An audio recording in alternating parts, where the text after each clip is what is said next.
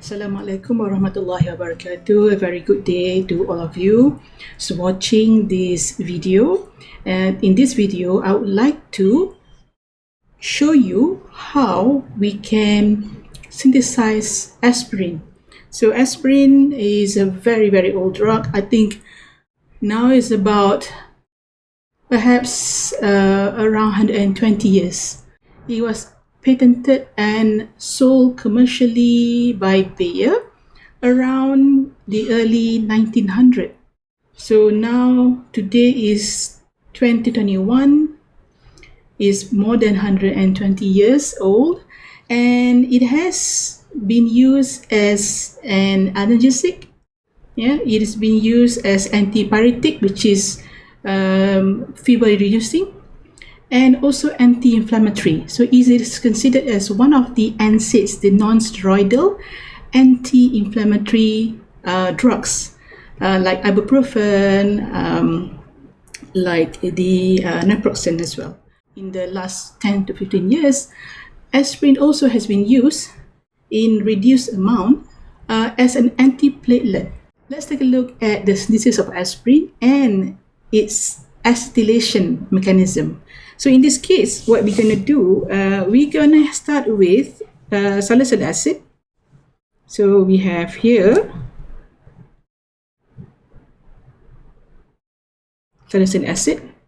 My pen is not working too well, it seems. Let's just see whether, okay, it's better now. I need to shake it first. Okay. Then I have OH group. Let me then, all right. And then in acetylation, I'm going to just put acetylation. We're going to use this acetic anhydride. So you have O. It looks like, if you see here, acetic acid. All right, but you have a second part of the SR group here.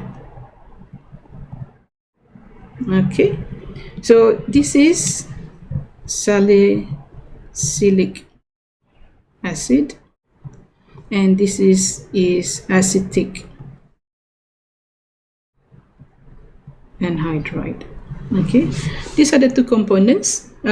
You can also add a bit of acid, like sulfuric acid, to activate the carbonyl here.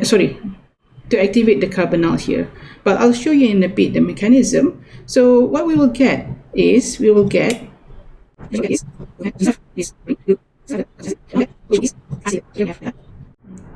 and CH3 acetylated with only one part of the acetic anhydride. Okay, and then what we have is, so this part of the acetic anhydride will be, let me just draw this way, and acetic acid be released as an acetic acid. Okay,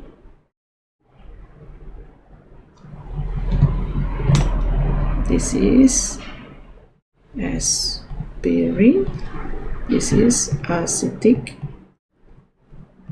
acid. Okay, so when we talk about acetylation, we actually adding on the acetyl group. So what is an acetyl group? Acetyl group is the part that is in red here. So this is the acetyl group. All right. Now the difference between the acetyl group, which is you have the carbonyl and you have the CH3, compared to if you say acylation. Acylation is in general what you have. If you have example, I'm going to just put an R here, your R, and if you add on a carbonyl group, put another R then, That is the acyl group. Acyl group or carbonyl group to a substituent here. Okay, so essentially usually you'd have a carbon. If R is carbon, carbon can come from, example, a ring. Okay, can come from a ring. This is not a carbon. So here is you add on a carbonyl group to a carbon, example here on a benzene ring or a phenol ring. So I'm going to just put maybe R here again. Yeah. So one of the reactions that I will talk about later in another video is using the Friedel-Crafts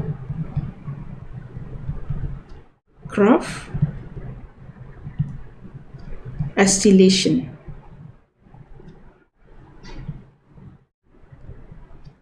Okay, and also the reagents are different from acetic anhydride.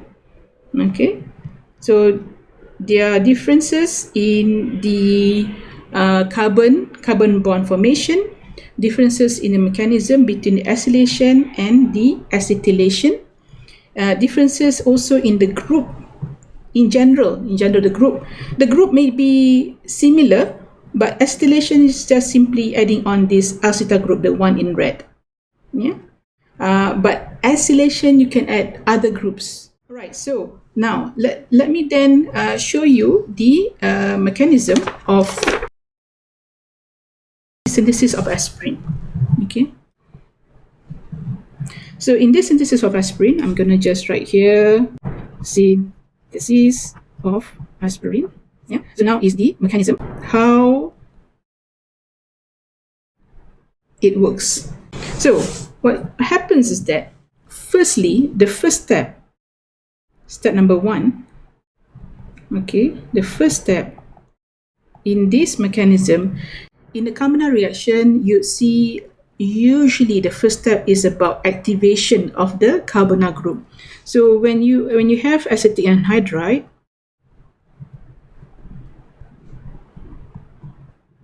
like this, I'm going to put CH3. Sometimes you don't see CH3 at the end.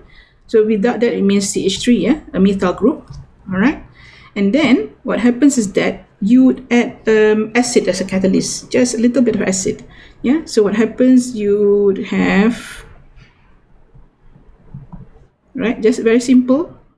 Then this has a lone pair. Same goes with this. 2 lone pairs. All right, lone pair will just pick up the hydrogen, yeah, and this will leave as a base. All right, so this is an equilibrium reaction. It will move this way to the right. Yeah, so what happens is that it will be one of the carbonyl moiety will be protonated. So what you have here is oxygen, then you'd have the hydrogen, CH3, and now this has positive charge. Okay. So this is already the activated form of the carbonyl group. GRP is group of acetic anhydride. Okay, so once you have here, now what happens is that this part, the carbon here, is more electrophilic than in here. So it's easily attacked by a nucleophile. So what you have here now, you have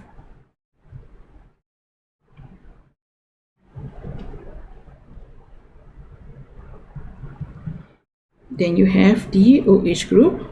The OH group has got the 2 lone pairs there, and that can react with, if you add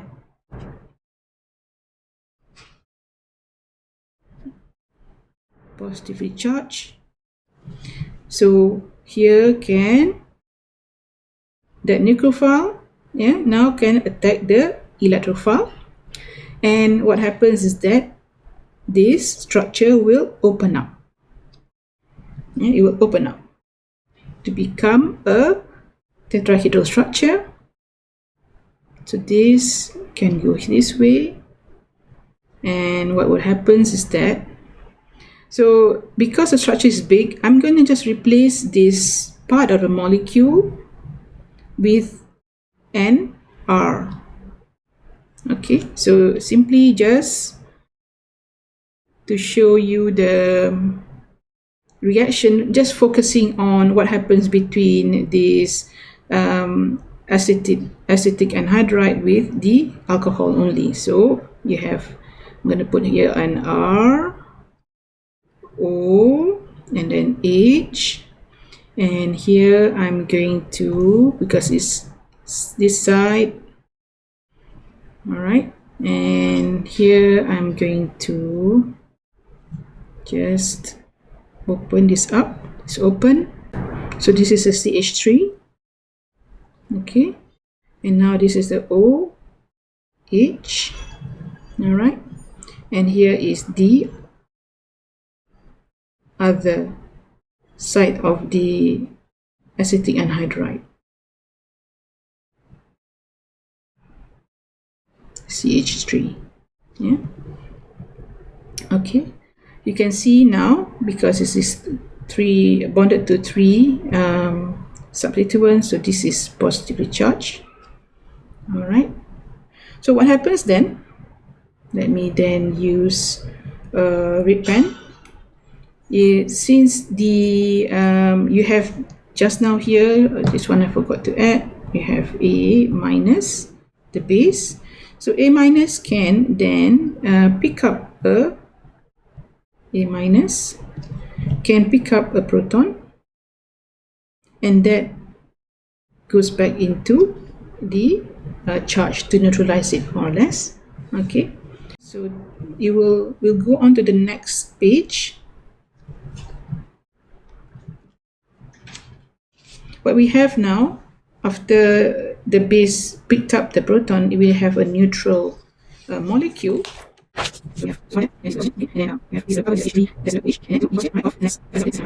So this part is now ready to leave. Yeah. So from that proton picked up by the base earlier,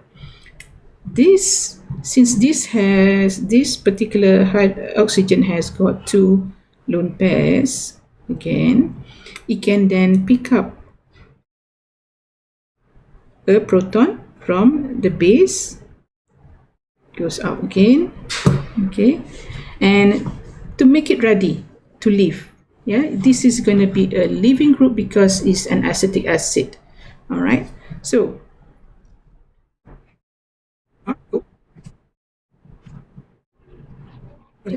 once it's protonated, okay, this part of the molecule can then go in to form back the carbonyl, and this can leave. All right, so now what we're going to do, it'll go to, so again it has this lone pair of two lone pairs of electrons that goes in here, okay, and then that can leave to give a neutral molecule. Okay, and we have, so R, oxygen. This will go to the other side, so I'm gonna just draw, because this will become a carbonyl. I'm gonna draw the carbonyl there. Okay, this will go to the other side because this leave here, CH3, and now you have the acetic acid, OH, CH3. Yeah, this is acetic acid. Okay, and then you have the acetylated salicylic acid, which is this, you already have this. Now it becomes a salicylic acid. This is actually aspirin already. Okay, but why I say like this is because you still have that OH group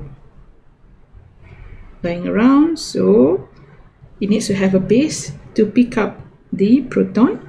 So I'm now going to draw back the entire molecule.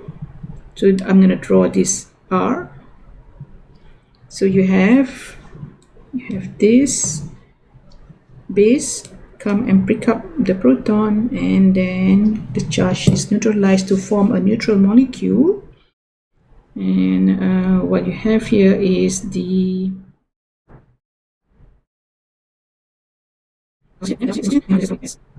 and CH3. Okay, so what do you also have? You have the base, neutral again, plus acetic acid. Okay, so that is the synthesis of aspirin from salicylic acid. And the synthesis is actually the acetylation. Specifically, this is the mechanism of acetylation. Okay, right.